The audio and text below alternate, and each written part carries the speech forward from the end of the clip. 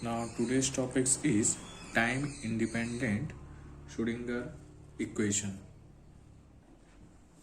Last class हमने देखा था time dependent Schrödinger wave equation, जिससे हमको इक्वेशन मिला था माइनस एच कट के square upon 2m del two psi plus V of psi is equal to I H cut del psi upon del T.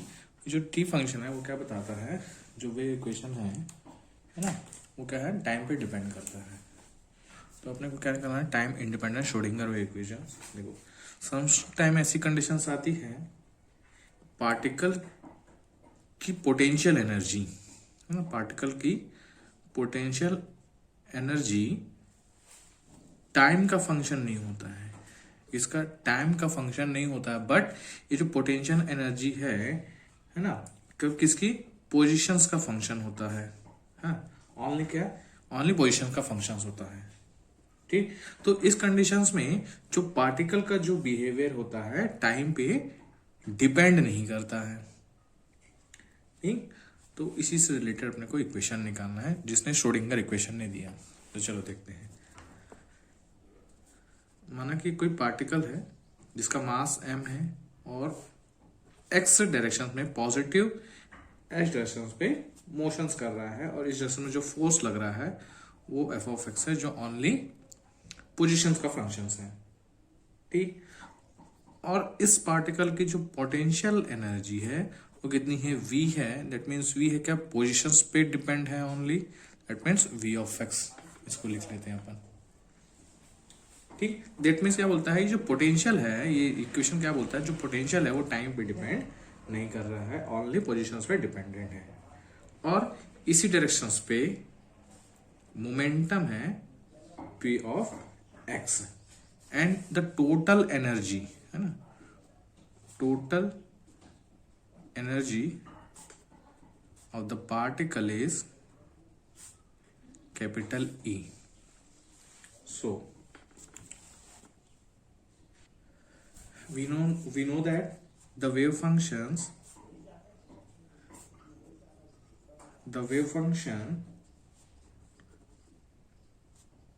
representing the plane wave associated with the particle. Last class में wave function से हाल Schrödinger wave equation क्या, psi is equal to A E to the power minus I E T minus P of X dot X upon H cut. ये Schrödinger wave equation था। ठीक, तो अब इस क्वेश्चन क्या करो, माइनस कॉमन निकाल लो यहां से, तब क्या हो जाएगा, ये psi is equal to A E to the power I P of X dot X minus E T upon H cut. ठीक, इसको नाम देते इक्वेशन नंबर 1। ठीक, तो क्या है इक्वेशंस, क्या बोलता है ये time dependent time independent Schrodinger equation, जो पार्टिकल है वो टाइम पे डिपेंड नहीं कर रही है, मतलब दैट मीन्स पोटेंशियल एनर्जी है जो पार्टिकल की, वो किसी टाइम पे डिपेंड नहीं कर रही है, तो ओनली पोजीशन पे डिपेंड है। तो इस इक्वेशन को क्या करो, पोजीशंस के रिस्पेक्ट में और एक्स के रिस्पेक्ट में डिफरेंशिएट कर दो। तो पार्शियल डिफरेंशिएट कर दो इसका, डिफरेंशिएट द अबव इक्वेशन और equation 1 with respect to X. तो क्या मिलेगा अपने को, del psi upon del X is equal to A E to the power I P of X dot X E T upon H cut dot I P X upon H cut, इतना मिलेगा। ठीक, अब ये जो value है वो किसकी value है, साई है, तो यहाँ साई पुट कर देते हैं अपन। तो ये क्या है, I P of X upon H cut, और इस साई को साई पुट कर देते हैं, del psi upon del X. ये इक्वेशन हो गया। ठीक, इसको और कैसे लिख सकते हैं, ये आई है, ठीक, यहाँ पे क्या करते हैं, आई का स्क्वायर ऊपर भी, आई का स्क्वायर नीचे भी। अब देखो यहाँ से H I upon H cut को इधर ट्रांसफर कर दो और पी ऑफ एक्स को लिख लेते हैं इधर। ठीक, तो क्या मिलेगा, H cut upon I del psi upon del X is equal to P of X upon psi. ठीक, अब देखो यहाँ जो एच कट अपॉन आई है, इसको और कैसे लिख सकते हैं अपन,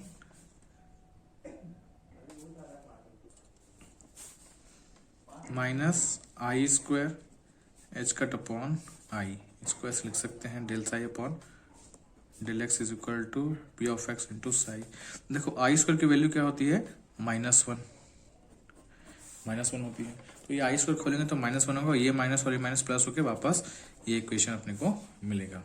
देखो यहाँ से आई कैंसिल कर दो, क्या आएगा, minus I H cut del psi upon del X is equal to P of X psi, है ना। इसको अरेंज कर लेते हैं, P of X psi is equal to minus I H cut del psi upon del X, ये equation, इसको नाम देते हैं equation number 2। This is equation number 2। ठीक, and we know that according to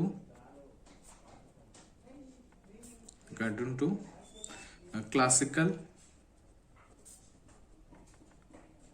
mechanics, according to classical mechanics, है ना, the total energy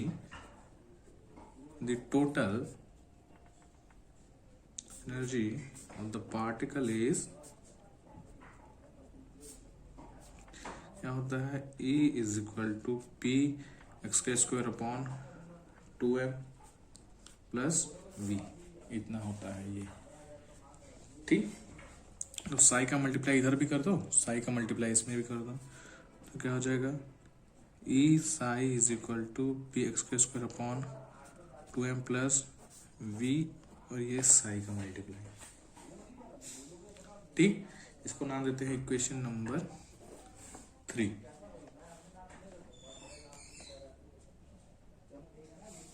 ठीक, this is another equation. From equation 2 and equation 3, ये जो पी एक्स ऑफ साई की value है यहाँ पे पुट कर देते हैं पी एक्स स्क्वायर में। ठीक है, साई अंदर जाएगा तो पी एक्स स्क्वायर, तो यहाँ क्या मिलेगा, फ्रॉम इक्वेशन 2 एंड इक्वेशन 3, तो फ्रॉम इक्वेशन 2 एंड 3 से क्या हो जाएगा, E psi is equal to 1/2 P X का square minus I H cut del psi upon del X का whole square plus V of psi, ऐसे हो जाएगा। तो इसको कैसे लिख सकते हैं अपन, 1/2m, ये माइनस आई एच कट का whole square del 2 psi upon del square plus E of psi, यहाँ चल रहा है ई ऑफ साई। ठीक, तो देखो, ठीक, तो क्या आपने इक्वेशन मिला, E psi is equal to 1/2m minus I H cut का whole square del 2 psi upon del X square plus V psi. इसको खोल लेते हैं, इसको खोलेंगे तो क्या होगा, ये प्लस आई स्क्वायर प्लस एच कट का स्क्वायर, और आई स्क्वायर का मान वैल्यू कितना होता है, -1, तो इक्वेशन कैसे हो जाएगा, माइनस एच कट का square upon 2m del 2 psi upon del X का square plus V of psi equal to चल रहा है ई साई के। ठीक, दिस इज इक्वेशन। ठीक, ठीक, इसको ऐसे अरेंज करके लिख लेते हैं, एच कट का square upon 2m del 2 psi upon del X square plus V psi is equal to E psi. ठीक, इसको और अरेंज कर लेते हैं, माइनस एच कट का square upon 2m del 2 psi upon del X square is equal to E psi minus V psi. अब psi common निकाल दोनों में से, जो क्या होगा, माइनस एच कट का square upon 2m del 2 psi upon del X का स्क्वायर, ये ई माइनस वी, और यहाँ से साई कॉमन आ गया। ठीक, इस डाटा को भी इधर ट्रांसफर कर दो तो क्या हो जाएगा, del two psi upon del X का square is equal to minus 2m upon H cut का स्क्वायर। ठीक, इसको एक इक्वेशन नाम दे देते, इक्वेशन नंबर 4। ठीक, इधर क्या बचा है, ई माइनस वी और ये साइन। ठीक, इसको इस तरफ ला लो तो क्या हो जाएगा, del two psi upon del X का square plus 2m upon H cut का square E minus V of psi is equal to 0।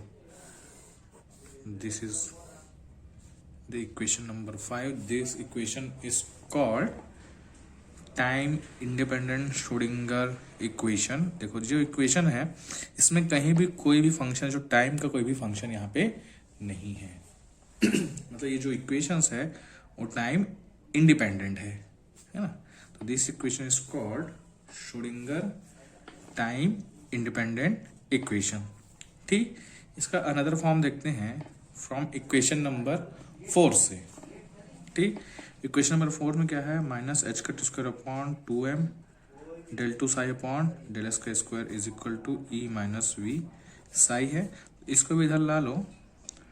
ठीक, ये जो डाटा है इसको कैसे लिख सकते हैं, है ना, इसको फ्रॉम इक्वेशन नंबर दिस, यहाँ से इक्वेशन नंबर, यहाँ से इस इक्वेशन से, है ना, इक्वेशन से इसको और अरेंज करके लिख सकते हैं। तो कैसा हो सकता है वो, माइनस एच कट का square upon 2m del two psi upon del X का square plus v minus E psi is equal to 0। ठीक, this is the another form of time independent Schrodinger equations. ठीक, ये जो equation number, इसको नाम देते हैं इक्वेशन नंबर 6 नाम देते हैं। ठीक, ये जो इक्वेशंस हैं, है ये क्या है, 1D के केस में है। किसके केस में, 1D केस में। अब 3D के फॉर्म में अगर लिखें, इन 3D केस, इन 3D केस, 3D मतलब 3 डायमेंशनल केस, है ना। तो यहाँ पे क्या हो जाएगा, del two psi upon del X square plus del two psi upon del Y square plus del two psi upon del Z का square plus 2 upon H cut का स्क्वायर प्लस इक्वेशन नंबर 5 से, है ना, plus E minus V psi is equal to 0। ये equation number 5 है। ठीक है, इसमें एक्स वाई जेड तीनों को लिख लें। अब इसको साई कॉमन निकाल लेते हैं।